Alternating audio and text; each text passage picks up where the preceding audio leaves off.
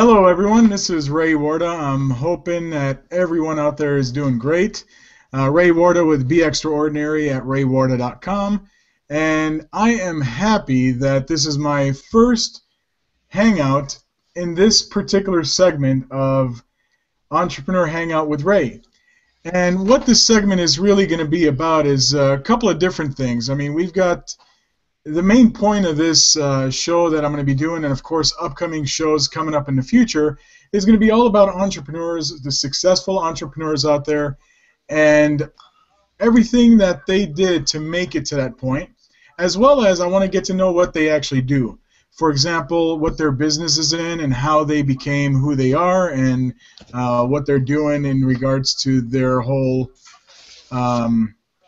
business and how they're doing overall. So it's going to be some interviews, and then it's going to also be some other things in regards to marketing training.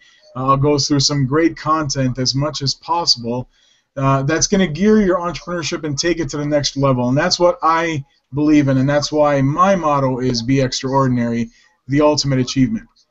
So today I've got a special guest, and I got to tell you one thing before I start.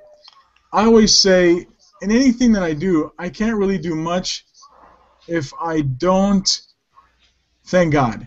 Because, me thanking God is because I wake up every morning, and if I don't wake up, nothing else happens, right? So you got to get to the point in regards to getting going by just thinking some kind of positive thought, and that's my positive thought, because if I don't start my day, I can't change my life. I can't change somebody else's life. I can't be an opportunity out there for somebody, and vice versa. So it all starts out that way. And today I chose the special guest that I have on my Hangout today, which is really a person that I admired the day I met him, and the knowledge that he had.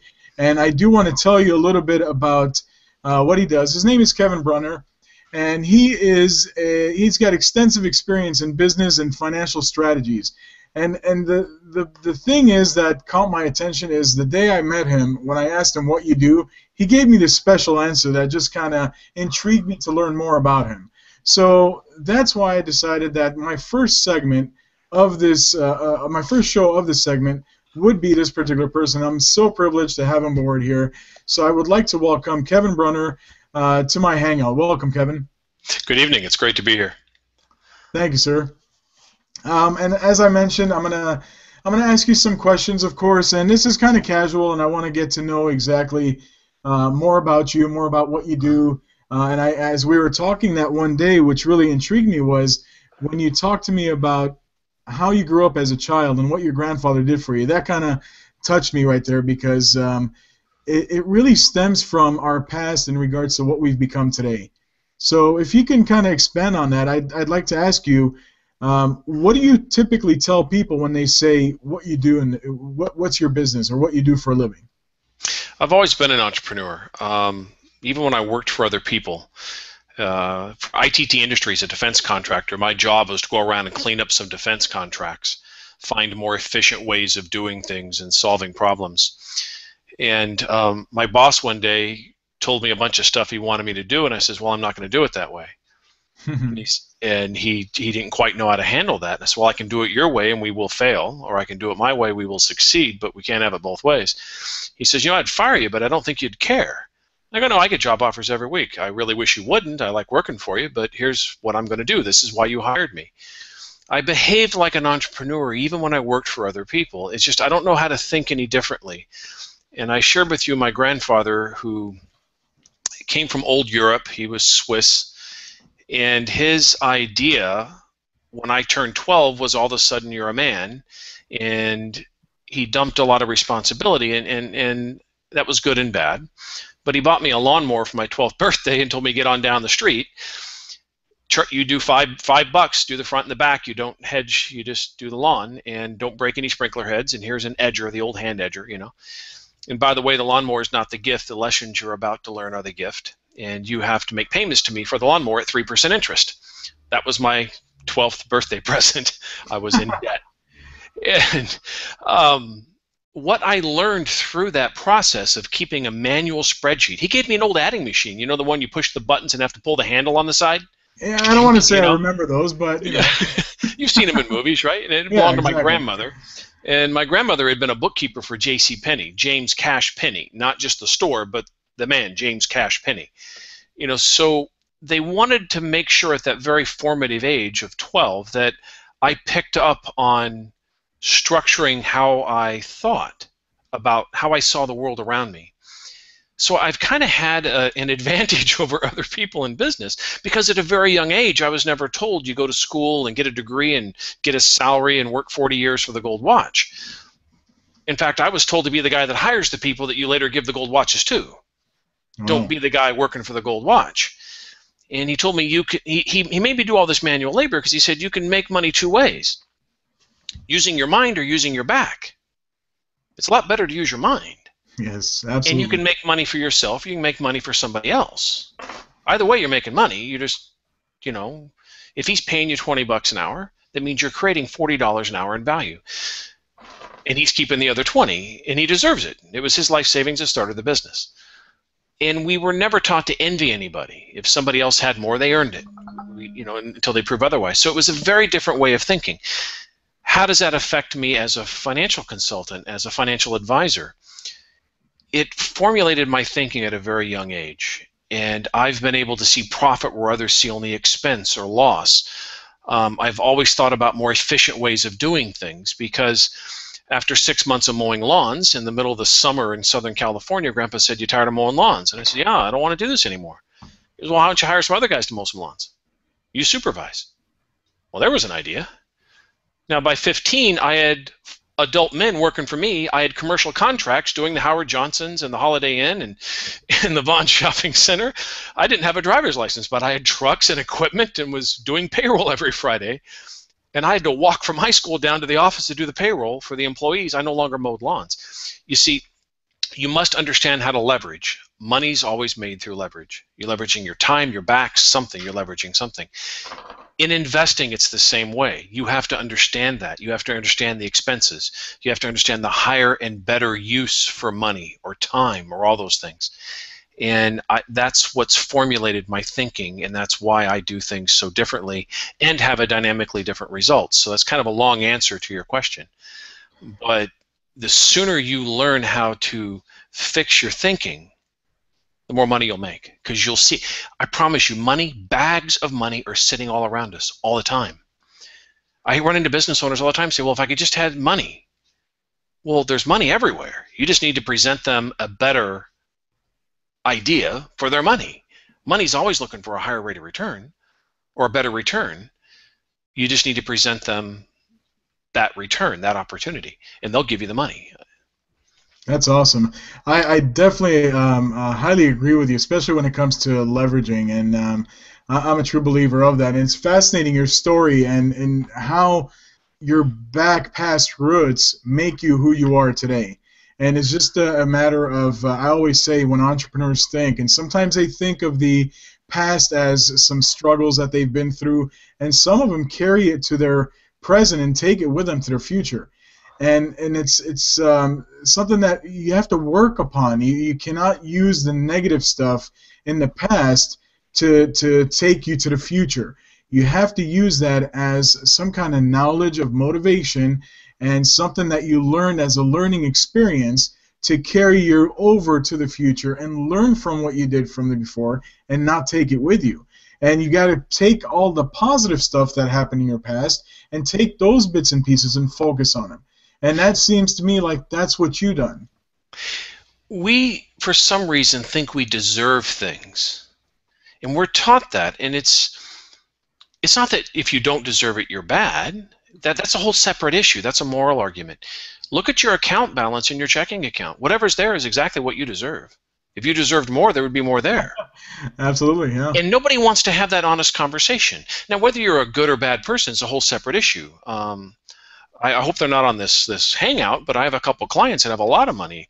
They're not very nice people, but they've earned it. They've created value in the marketplace. They've created jobs, and they have earned it. So what's in their account is what they deserve.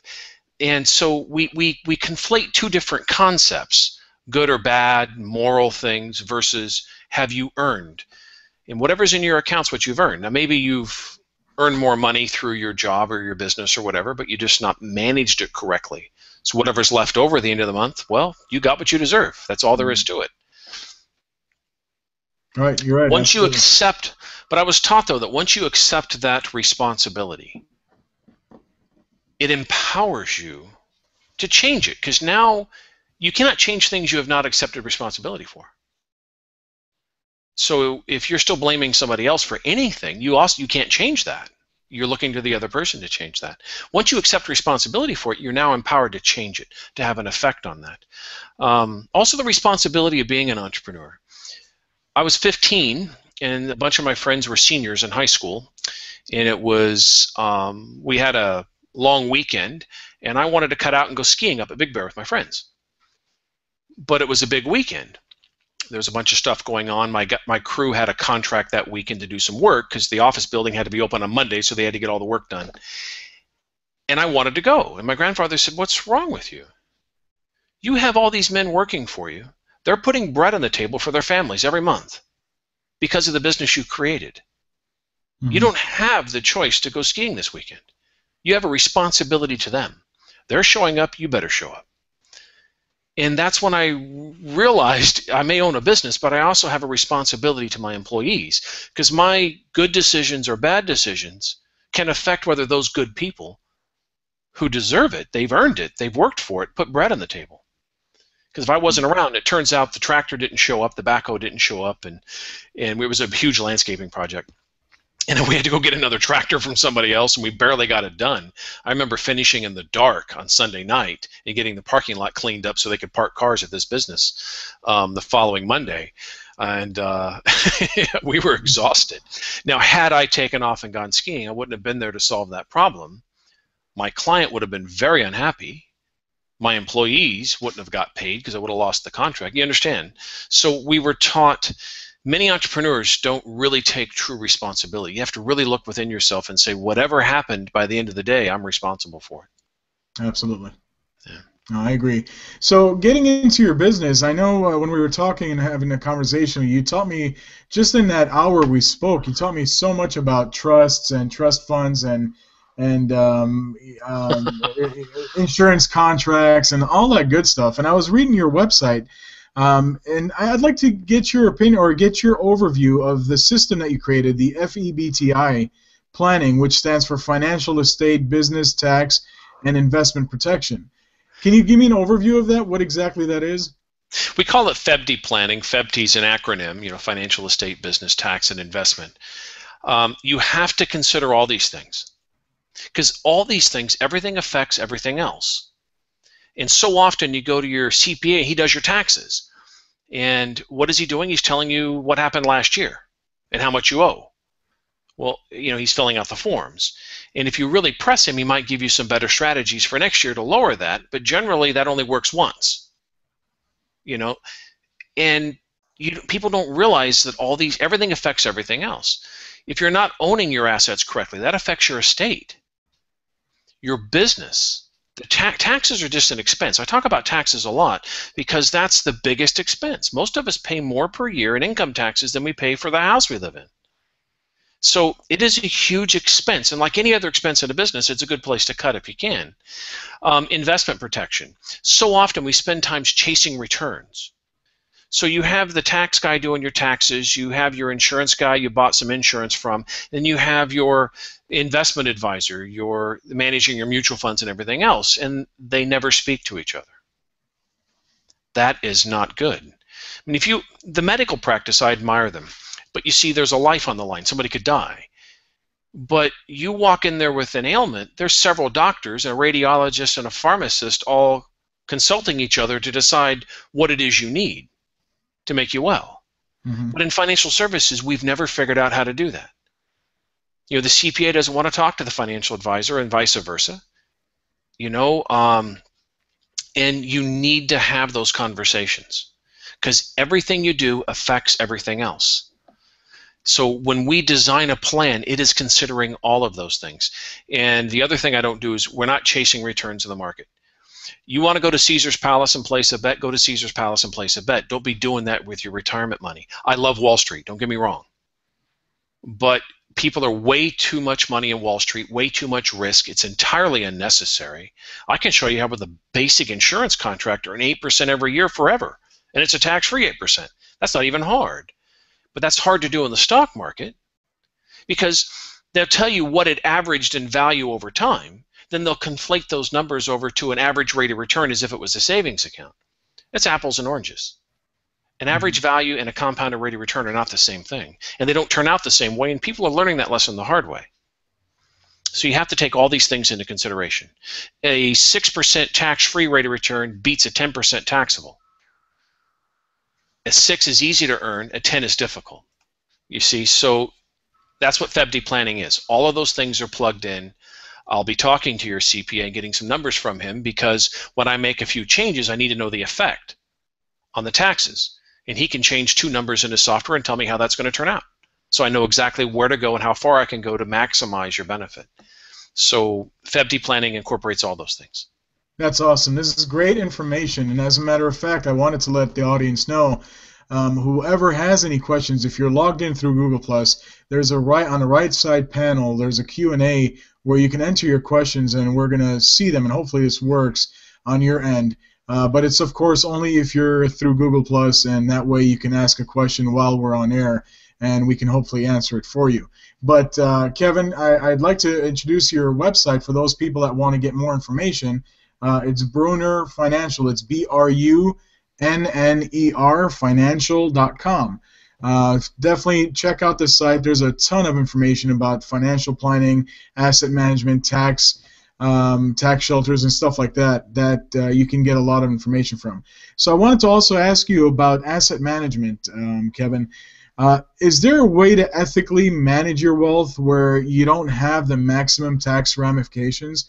And of course, the word is ethical, and you don't want to do anything against the IRS, but you want to see what advantages entrepreneurs have when it comes to their assets and their money out there. Being self-employed, a lot of self-employed folks complain because you see both sides of the taxes. You got to pay both sides, but you're just paying what an employer would pay anyway, and he reduces your salary, to compensate for that. You're really paying it. And they want to cheat and fudge and do things. I'm here to tell you it's not necessary. It's not necessary to cheat to get maximum tax deductions. It just requires some forethought and some foreplanning. And people don't want to go through the pain of doing that planning. I run into entrepreneurs all the time that don't have a true business plan, or they had one and haven't updated it in 6 years. Mm-hmm. Well, that's my first homework assignment for them. I'll come in on Saturday and help you with it. So there are ethical ways of doing that. You don't have to cheat. You don't have to fudge. But I want you to consider some new ways of thinking. For example, it depends on how you own things. See, it doesn't matter whether you own it or not. Do you control it? Ownership is irrelevant. Who is in control of the asset? There are assets you can own you don't have a whole lot of control over. There are assets you don't own, but you can have complete control over. It's control that matters. So sometimes you want to own things in LLCs and corporations and trusts. And I don't mean just a living trust. A living trust is an estate planning tool. And a living trust is a very advanced will with medical directives and other things in there. It doesn't give you tax benefits necessarily. It avoids probate, the 6% and a few things like that. I'm talking about a full trust. I'm talking about something where when one beneficiary dies, the next one takes over. I personally don't own anything but a car and 2 checking accounts. I don't own the companies I run. I have complete control and benefit, but I don't own them. And because I don't own them, my taxes are incredibly low. So you want to really consider that. And sometimes entrepreneurs think being in a complete position of ownership gives them more control, when sometimes it's just giving them more liability and more taxes. Mm-hmm. So we want to back in to think about assets differently. And let's face it, do you really own any of it anyway? Or are you just managing it for the next generation? And that's how you should treat the things you have. I am the caretaker. I'm the steward of these assets and all these things that I've been given, all these things that I've created. And I'm the steward to grow it, nurture it, and hand it to the next generation. And once you take that type of an attitude towards your business, your retirement accounts, your home, all these other things, in America we've kind of lost that. We got too much of the James Dean rebel in us. Yeah. And we need to start thinking a little bit more long term. And that's some of the conversations I have with clients. And by doing that, you don't run the same kind of debt. Oh, I love debt. Debt gives you leverage if it's managed correctly. It can also sink you if it's not managed correctly. Even Donald Trump got in trouble with that once. Yeah. So, but you don't want the wrong kind of debt. And you want to make sure that if anything goes south, you're covered. So you don't want to be overextended. And a lot of entrepreneurs spend so much time, striving for the dream and doing that step out in faith that things will work out. And once in a while they don't. And you find yourself overextended. When you take a longer view of things, you make better decisions. And your taxes are less, your expenses are less, your return is higher. There's no such thing as a quick buck that I know of that isn't chance or illegal. So kind of a long answer for your question. WD planning covers all of those things, and trust is part of that, using trusts in corporations and things to own things. Yeah, that's definitely, and what I got in a nutshell from just this 5 minutes of conversation here was that you should kind of stay away from the ownership of it rather than be the manager of it, and that kind of eliminates some of the tax ramifications that come along with it. Is that what I'm hearing? Yes, it can eliminate a lot of liability. For example, no lawyer wants to sue me. He can sue me if he wants. He won't find anything, though. Well, even if he wins, heck, I might not even fight. I don't care if he gets a judgment. He can't collect. So why would I hire a lawyer and pay a lawyer $100,000 to fight the lawsuit? Heck, I might just let him win, then explain to his client why he'll never collect. So I'm not doing anything that I would be liable for anyway. But in business, you don't have to. Those lawyers show up and do those things. Why? Because they're hoping you'll settle with them. Yeah. When they do an asset search, it happens a lot. Yeah. There are entire law firms. You know, there's a law firm in Los Angeles. They have a marketing department, a telemarketing department. They own their own printing company to send out solicitations for people to join lawsuits. I mean, that's incredible. They're marketing for clients to join lawsuits that the client never would have joined otherwise, never thought they'd been harmed. And you got to watch for that when you're an entrepreneur. That happens. So if everything is in a position where they realize even if they win, they can't collect, they're not going to waste a lot of the firm's money harassing you. They're going to go away very quickly. And that just frees you from one more thing to have to deal with. The taxes are huge, though. I was reading an article recently. A small business with 20 employees doing $1 million a year in Southern California, located in the city of Los Angeles, the total taxes it pays, state, county, federal, all the things it pays, are greater than if it was located in Paris, France. Wow. A straight up socialist country. You remember that Time magazine article, "We're all socialists now"? Well, we are. We're just not admitting to it. Those burdens are huge, so you need to cover all of those things. You need to think about those things. Why do you think people lease equipment so much? It's cheaper to lease because of the taxes. Why do you pay 6-7% on a lease? Because it's cheaper than the taxes of buying it and having to depreciate it out. Also, tax planning is just huge. It's just a huge portion. Asset management. If you don't own it, you're not taxed the same way. When I die, there is no estate to tax. The next beneficiary steps in. And there's trustees that manage all of that. That's awesome. Speaking of some question that came up, I just had a question from one of our viewers, as a matter of fact.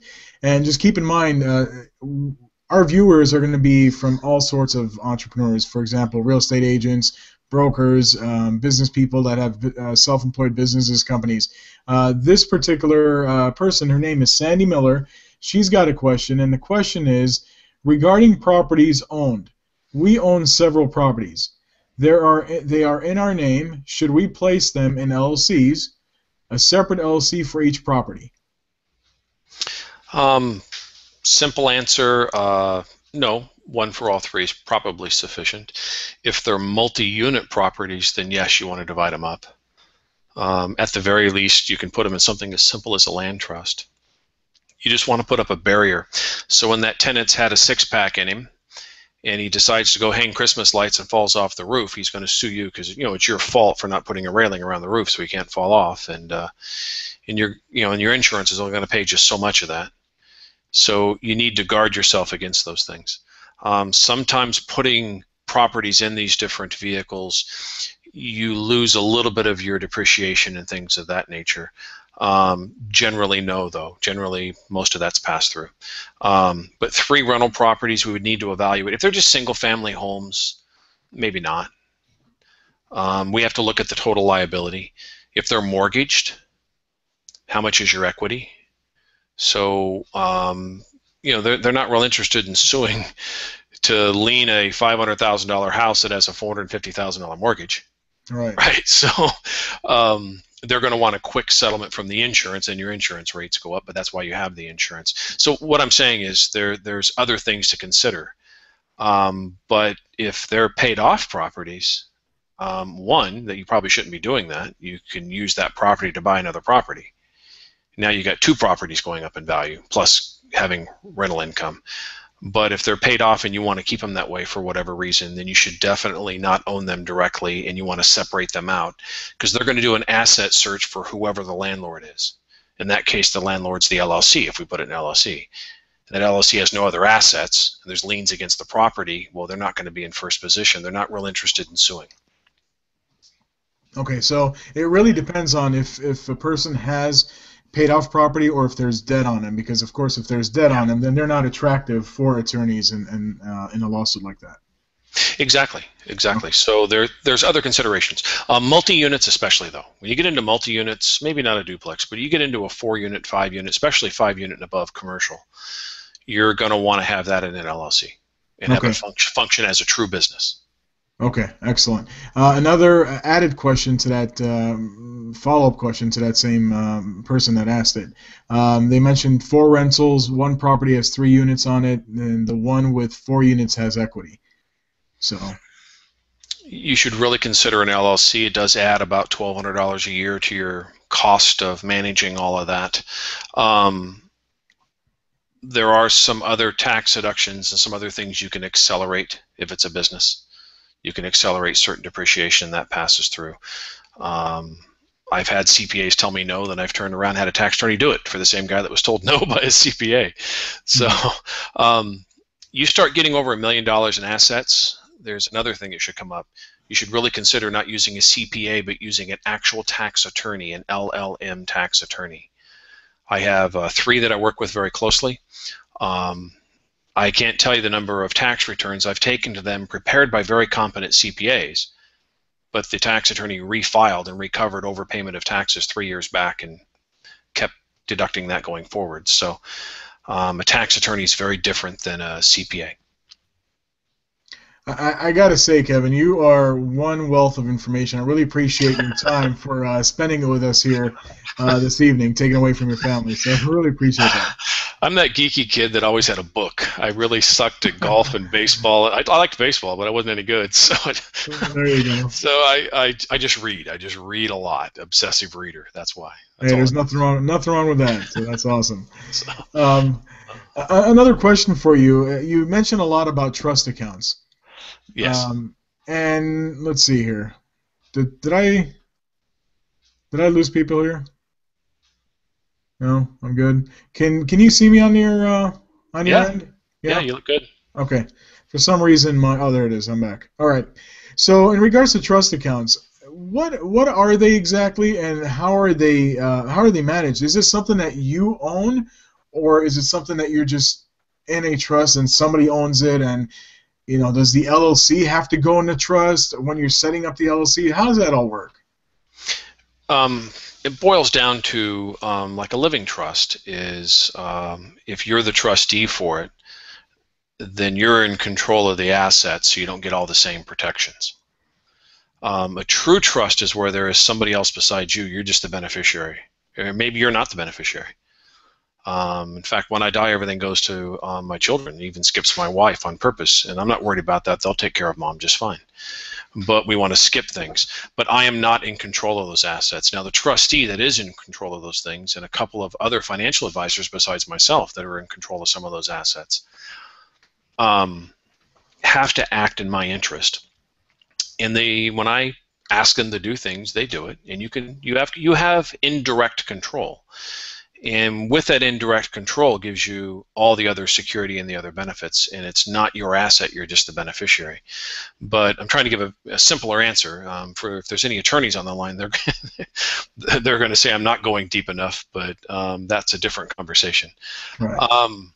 If it's just a living trust, that is an estate planning tool.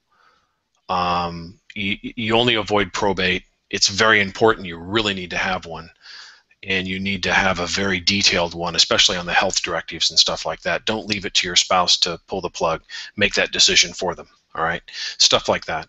The kids, all that kind of stuff. You need to have all that. But that is a trust that you're the trustee of. So you only have limited protections there. We want to make sure that the things you're managing, you're not the owner of. And the benefits from that for taxes and a whole bunch of other things are tremendous. So what do I live on? I live on a salary that one of my corporations pays me. That's it.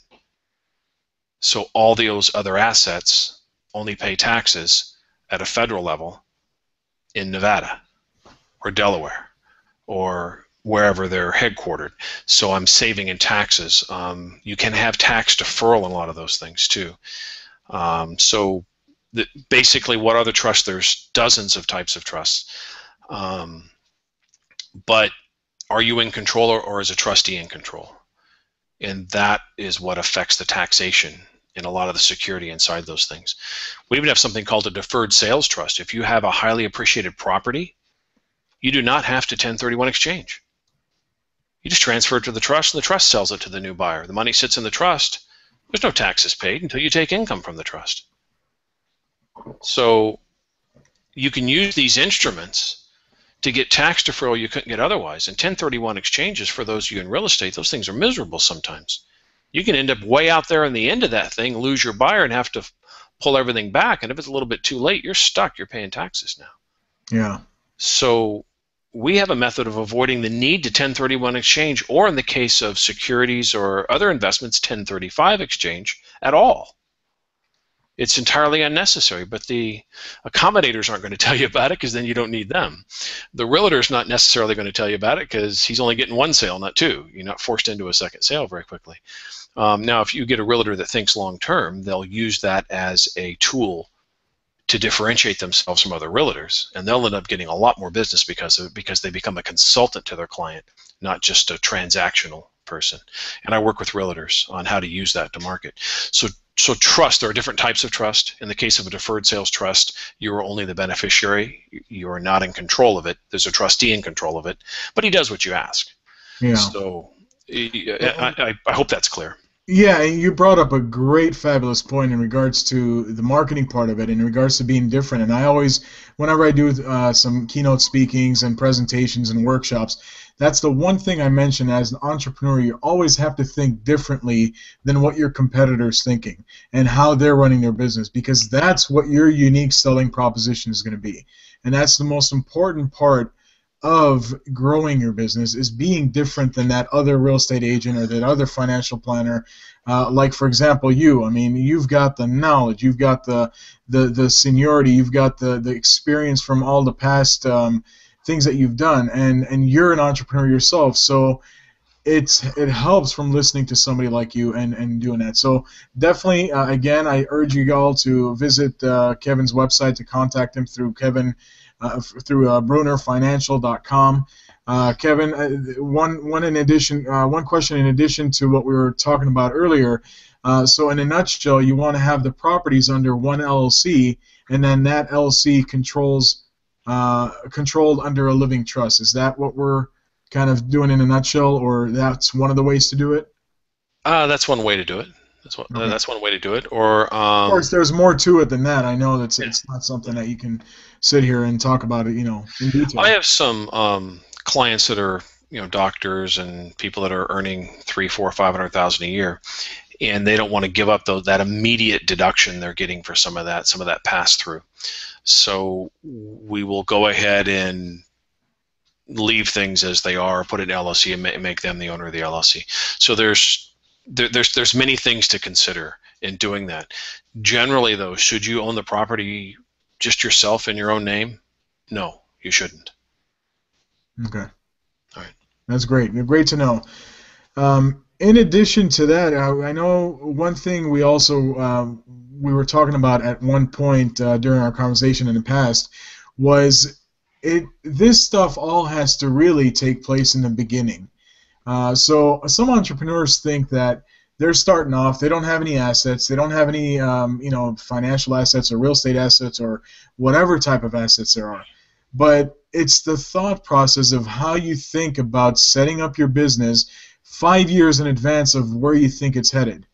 And that was something that really opened up my mind when I was talking to you about that, in regards to how you want to think 5 years in advance and not wait till you have all these assets on you now, and now what are you going to do? You plan on being successful, and it takes time to ramp up for some of these things. So you'd better start doing those things now. I mean, expect to be successful. You've planned for it. And they'll come to me, they're having a banner year all at once because they finally hit success. And now they're having all these tax problems, and it's a little difficult for me to mitigate all of that all at once. They're like, wait a minute, I'm going to pay taxes on $500,000 this year. I only need $150 to live on. It's Orange County, so you need $150 to live on, right? So, and the rest of it, yeah, I know. But the rest of it, I'm just paying taxes on and then giving it to my guy. I can't even put it in my 401k because there's limits on that. There's an old-fashioned tool called a defined benefit plan. Did you know you can put pre-tax over $200,000? If you made $200,000, you can put the whole $200,000 in there. Wow. But most advisors don't sell those anymore because they don't make as much money selling those as they do a 401k. So, but they're still around. It's an old planning tool that never went away. It's a tremendous vehicle, by the way. But you have to plan ahead. Go to Best Buy, and right on the shelf you can get a piece of software called Business Plan Pro. They're probably on version, I don't know, 20 by now. It's probably called 2014 or whatever. The copy I have is pretty old. If I upgrade my other laptop, my Windows laptop, it won't run anymore probably. But it still works. It's the same thing. It's just Business Plan Pro. It's $99 or something like that. And do not skip outside the narrative. I mean, we're analytical types, right? Entrepreneurs tend to be analytical. And you're going to want to go right to the part where you start plugging in numbers. Don't be tempted to do that, because you can skip ahead. There's a bunch of narrative in there where they want you to think about things. Spend the time going through that. And if you're not updating that business plan every 6 months, then you're just flying by the seat of your pants. You don't really have a plan. I mean, you can get in a car and drive from here to New York without a map, just following the road signs. But you could also get really lost. And you could also not really know the distance from point A to point B and get stuck in the middle of Oklahoma with no gas. So you need to have a plan. And you need to have a business plan. Most entrepreneurs and business owners I meet don't have one. I know doctors' offices that don't think they need one. Once I sit down and have them actually take the time to write a business plan, they start running their business very differently. Very differently. Wow. So plan ahead for the success. Find out the things you're going to need when you hit that profitability, and you start preparing for those things now, so you're not writing big fat checks to Uncle Sam and crying the blues, because we all know he doesn't need the money. He's just going to waste it, give it to a bunch of lobbyists. So yeah, don't we know that? I was a defense contractor for 5 years. Trust me, they don't need the money. And every time we saved them money, they got mad at us because I screwed up their budget. And then they would overspend, and they would get mad and blame us for it when they told us to do it. So, no, I'm serious. I came away from that experience. I'll burn the money for heat or give it to charity first. I ain't giving it to them. I'll tell you that. So in addition to that, somebody asked about a beneficiary deed, using a beneficiary deed. What's that about? Is that going to be a benefit, or? That's a good question. I've read about those once in the past. I'd have to look that one up. They stumped me there. Okay. I've heard that term and I've read about it. I would have to. I have two attorneys. I would fly that past. Okay. A beneficiary deed. Yes. Yeah. Okay. I don't. It's a kind of a short question and doesn't expand on it. So Okay. if they do expand on it, I'll let you know. All right. Getting into, you were talking earlier about insurance contracts. How would those benefit an entrepreneur? They're liquid. If anything happens to you, there's other provisions you can have in there. I know Susie Orman tells you never, never buy anything other than term insurance, and Dave Ramsey never, ever buy anything other than term insurance. And I'm here to tell you, if you make more than $90,000 a year, Susie Orman and Dave Ramsey are not people you should be listening to. I like their advice. I like their advice on credit cards and debt, and you should be saving a certain percentage. There's a lot of good advice comes out of them, and a lot of people are served very well by that advice. But if you're an entrepreneur and you're anywhere north of $90,000 a year, you're beyond that advice. You need different advice. Using cash value insurance contracts, and you got to use the right ones. It becomes a savings account. It earns an excellent rate of return, but you can add other features to it. You know, your odds of bankruptcy are higher because of disability than death. Your odds of bankruptcy are higher because of a lot of other things. You can add a rider, is what it's called in insurance terms, to one of those policies that if you become disabled, you simply cannot do two of the activities of daily living. They will give you 60 equal payments of the death benefit as disability. Wow. Yeah. Well, what do you mean? I don't have to die to get that? No, you don't have to die to get that. So I can actually give you more long-term care insurance, more cash, that's tax-free, by the way, in retirement, and more death benefit than ever buying term or a 401k. Term insurance serves a purpose. But let's face it, all insurance is term insurance. Are you buying it for 5, 10, 20, or for 120? But you're paying for the term. Either way, you're paying for it. If you're going to go past 20 years, term insurance is the most expensive thing you can buy because you get nothing back. So by using those, I can even use an insurance contract through a business to pre-fund the entire succession plan with pre-tax dollars from the corporation. So if you have partners, I can pre-fund the entire succession plan. So when the time comes for that senior partner to leave, it's all paid for with pre-tax dollars with compounding interest. So in other words, there is almost like something like an exit strategy. Yes, it is a very, very powerful planning tool.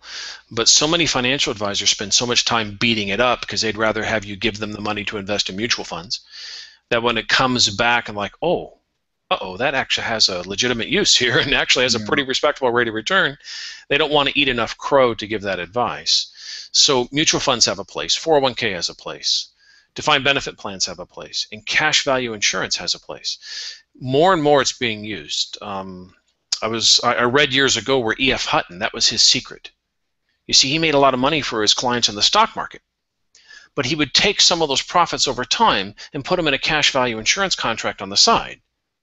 Then when it came time for them to take income during retirement, they had a place to go for tax diversification because there's tax-free money coming out of there. And if the market was down, they had a place to go without selling short. So his clients were much happier because they're in retirement. It doesn't matter. The check's coming every month. And that's why his clients were so happy with him. He understood over time you got to diversify into these things. And a cash value insurance contract can give you tax diversification plus a whole list of other protections as well. Right. Now, as a you're a financial strategist, and what did you, the day when we talked, you said, I asked you what you do for a living. You said something very neat that drew my attention. What was that again? A progress financial consultant. I take you from less to more. There you go. Awesome. So, going on that, what do you think that your greatest fear is as an entrepreneur?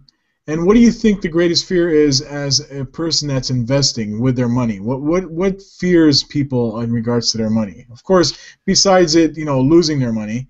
Yeah. But what's the next thing? Well, firstly, as an entrepreneur, my biggest fear is government.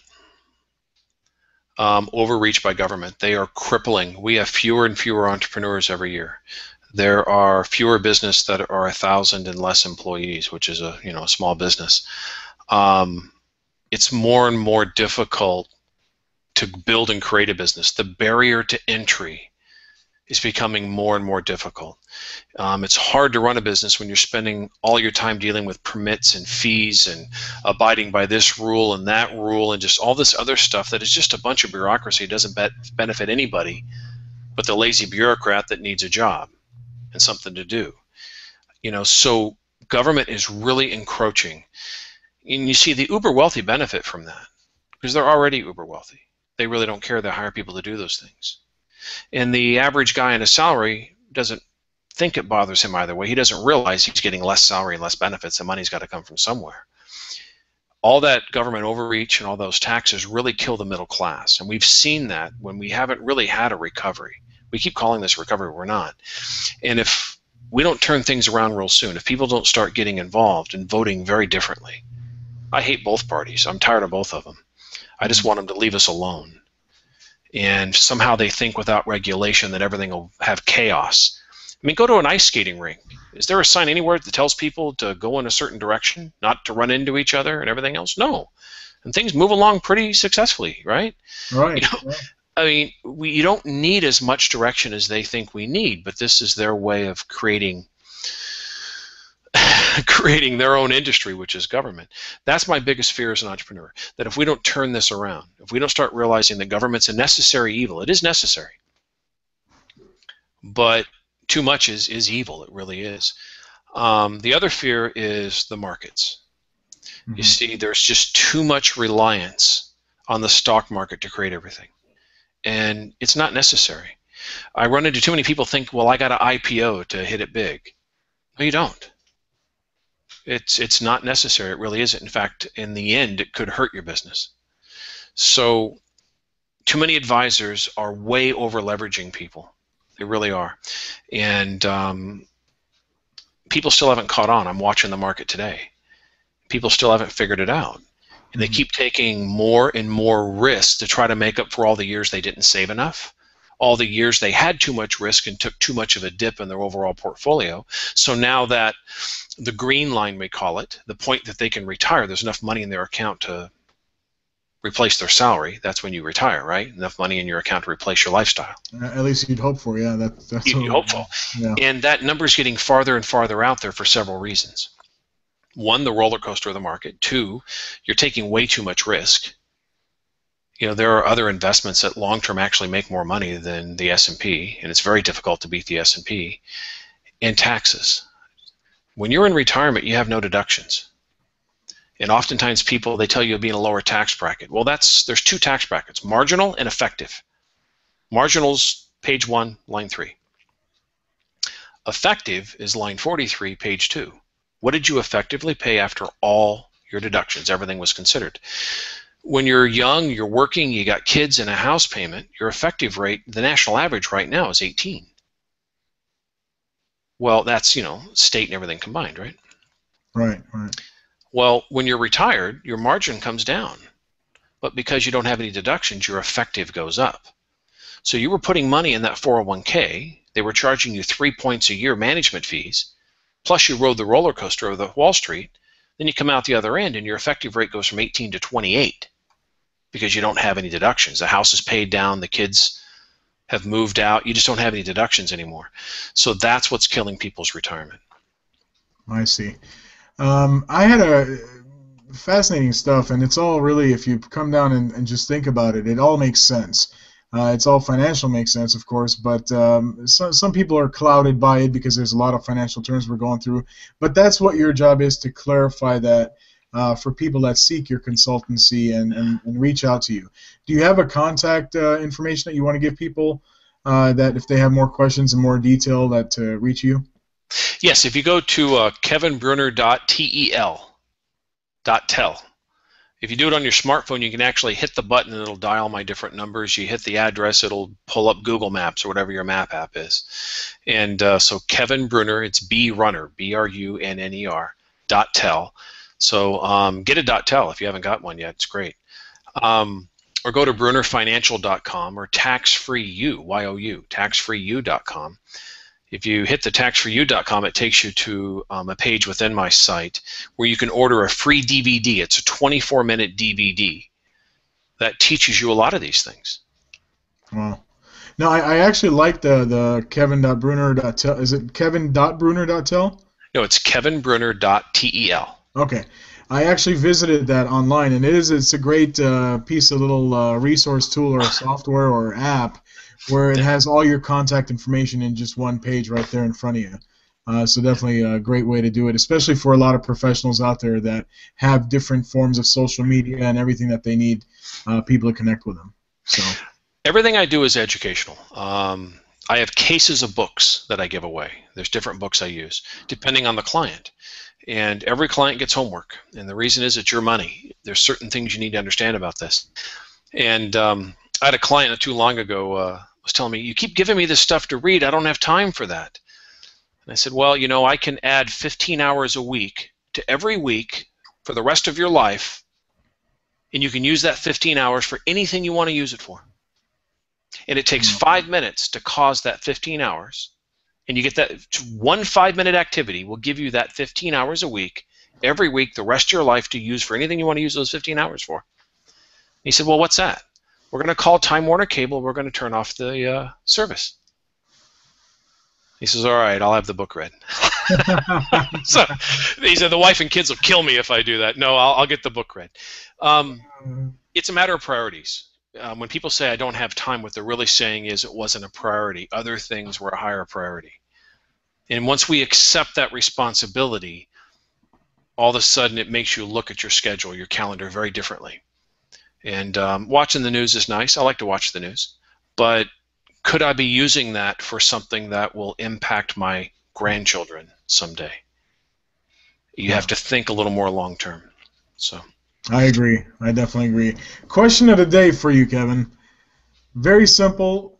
Why incorporate in Nevada instead of California? Protections. If you're a Nevada corporation doing business in California, you still have to file in Sacramento. And people say, well, that just blows the whole thing. No, it doesn't. You're just a Nevada corporation doing business here. You get all kinds of protections in Nevada you don't get other places. Wyoming has some new rules right now. They've not been tested in the courts. We'll see how that plays out. That might actually beat Nevada. They've not been tested yet. Certain types of companies incorporating in Delaware is better. I have an insurance brokerage that I actually own. So it's incorporated in Delaware because that's the place you want to be incorporated for those things. You need those kind of protections. Also, I have some corporations there that have earnings, but I just let them retain the earnings, and they just pay the tax once. Don't always be looking for the tax deduction. Sometimes it's cheaper to pay the tax and move on. Sometimes getting that deduction in the long run actually costs you more money. That's something else that we reevaluate in your business. I don't believe we should not pay our fair share. I just don't think you should pay $1 more. If you have $1 more, give it to charity. Give it to Habitat for Humanity. Give it to my good friend Frank Shakowitz, who created Make-A-Wish Foundation. Do something else with it. Invest it in your grandchildren's college account. Don't pay more, but pay your fair share. So don't always, I know I harp on tax a lot, but we live in a great country, and we need to pay our way. Just if you can reinvest that back in your business and create some jobs, you've effectively created more than that dollar sending it to the IRS. We benefit. You've created more taxes than just sending it straight to them. So sometimes paying your fair share is by creating a job. So kind of a long answer. No, that's definitely that's a good way to think about it as far as tax savings, where you can reinvest it into your own business, where it actually creates more jobs for the local economy out there. So definitely a great way to think about that when it comes to that. So in a nutshell, it really depends on Delaware if you're going insurance contracts, or Nevada if you're going under LLCs for properties and stuff like that. Is that correct? Sometimes Delaware is better if you have a holding company, and it's just a holding company that owns multiple other companies, and that consolidates everything up. I prefer Nevada, though. I prefer Nevada. We have an office in Nevada, in fact, that all of these things migrate up to. And again, I'm just an employee. There you go. You're not on the Forbes 400 list or 100 list, right? Did you know there are more billionaires not on the list than there are billionaires on the list? We were talking about that. That's pretty Yeah. fascinating. Yeah. If I was a billionaire, I would never tell you, and I would not be on the list. I would not disclose to them the information to be on the list. Why? Why do you want to put a target on yourself? The minute you're on that list, you got 70 law firms trying to find a way to get something. I mean, just why would you want to do that? Just like me, I'm a billionaire myself, but I just kind of played it down low and not, tell anybody about it. But that's a different Oh subject. no, I understand. Yeah. You got some $1 billion ideas. No, you had some ideas when we were talking that are $1 billion ideas as well. No, it's. I appreciate that. I was very impressed. Thank you. Another question that I'll, not a question, but maybe something that you can give me information on was myths. There's a lot of myths about stocks. There's a lot of myths about life insurance. Can you tell me a couple of them on each of those? The S&P average is 10%. It's a myth. All right. If you took a savings account that made 5% absolutely every year compounding, over the last 30 years, it beats the S&P. Now, why would it have more money than an S&P index mutual fund? Because it never went down. It just kept plugging along with compounding interest. That's why. Just do a simple spreadsheet and chart that out and compare it to the S&P. $100,000 30 years ago in the S&P and $100,000 in a fixed account. The fixed account actually outperforms. So chasing returns. Now, if you had a good advisor that got you out somewhere near the high, got you back in somewhere near the low, you can't time the market. You can't do it. Yeah. So, and if you do, and you time it more than once, the SEC is going to show up and look at your books. They want to know you did something illegal. So you kind of don't want to. You don't want that kind of attention. It's a myth. Now, should you be investing in the stock market yet? Yes. But should that be your retirement plan? No. No. You need to separate your retirement money from your investment money, and you treat them differently. You don't take your retirement money to Vegas. You take your play money to Vegas, right? Right. Yeah. Same thing. But a lot of people have that inverse effect on that one. Oh yeah, they do. Yeah, they do. Yeah, I'm running short on retirement, so I'm going to go to Vegas and make up for it, right? That's not good. That's not a good. Well, they plan. did away with all those single deck blackjack tables, and since they did away with those, I don't. Yeah, what's up with that? I mean, that's it. That just for that reason, I'm not going to Vegas anymore. Well, you and I, if we were any good, had a fighting chance. That's why they did away with it. They weren't making as much on there. Yeah. Another one is investing in the stock market says you participate in the growth of the economy. That's not true. We can document that 100 ways. That's not true. Not necessarily. Stocks outperform over the long term. All right, define long term. Depends when you got in and when you got out. There are so many variables in that statement.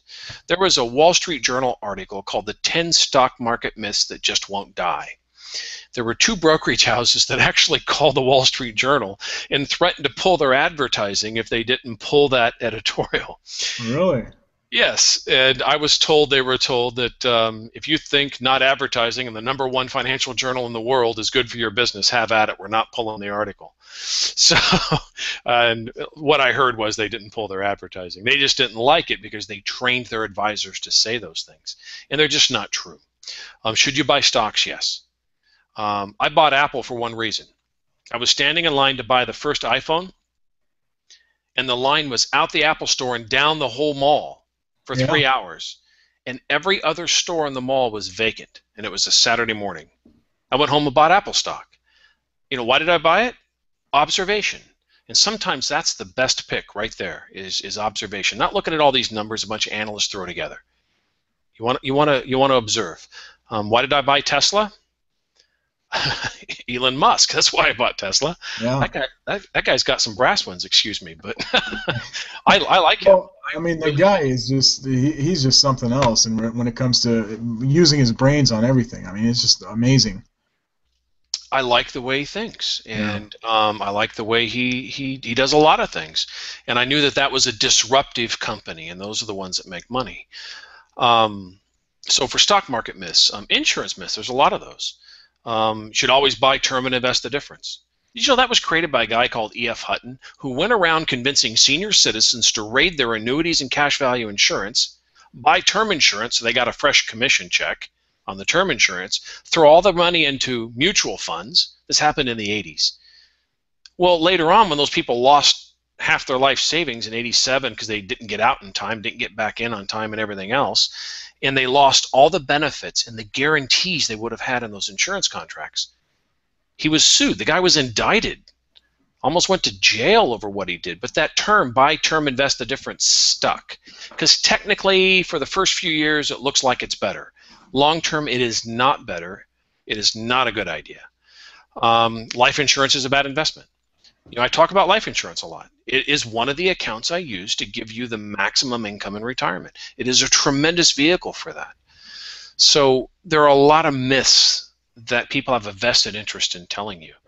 You should have more than one financial advisor. I'm a financial advisor telling you I probably shouldn't be your only advisor. When was the last time you heard a guy tell you that? I don't think I've ever heard that. Well, I've met some really, really good money managers that do this segment of what they do very well. And I don't do money management. Why? Because you got to be focused and you got to do that. And if you have time to do the things I'm doing, you have time to read tax law and write financial plans and write business plans with entrepreneurs, help VCs raise money. Sometimes I help my entrepreneur clients raise money. If I was doing money management with a securities license, I actually cannot do that. It's forbidden. So it would hinder me from advising my clients. So what do? I hire that money manager to manage those things for you. Why? He's really good at that. That's why. Just like your doctor brings in a specialist, so do we. Yeah. No, you're absolutely right. I love the way you put it in regards to, you know, analogies and stuff like that. It definitely puts an easier learning curve on the stuff that you mentioned. So one of your people, I want you to text that to me, by the way, stumped me with a question. A minute ago.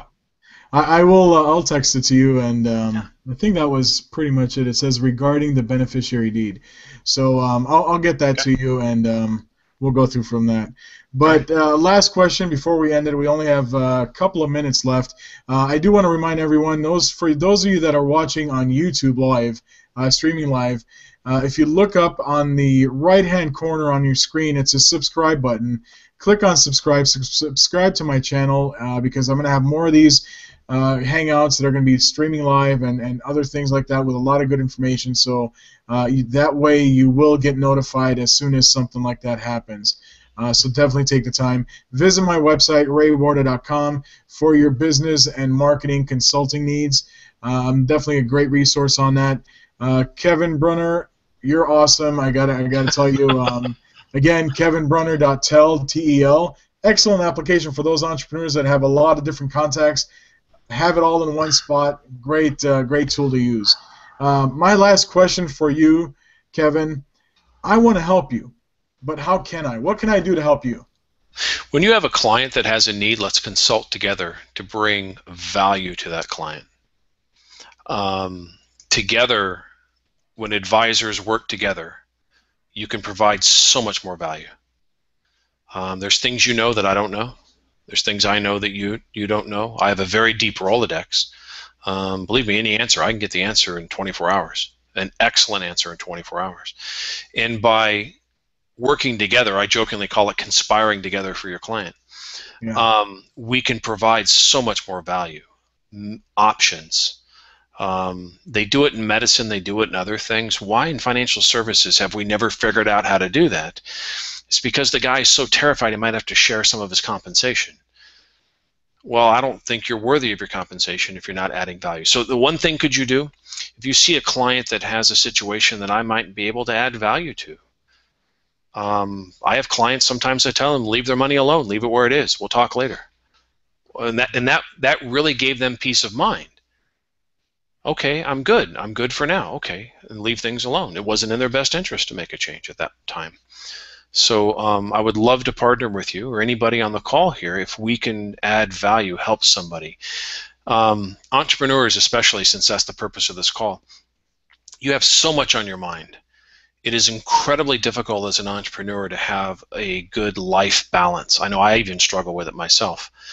By having the proper consultants and the proper advisors, you can delegate those things out and have a better life balance. So that's the other thing we can provide for them. Awesome, awesome. No, I really appreciate that, and that's definitely something that, as an entrepreneur, I would love to do and have that relationship with you. And I'm definitely gonna refer people to you because I know you do a great job and a good ethical way as well. Before I leave, again, one more thing. I did get an extension to that question about beneficiary deeds, so I'm going to read it off to you real quick. If you can just kind of just get some more information on it. It says, regarding the beneficiary deed, I have seen it used by investors.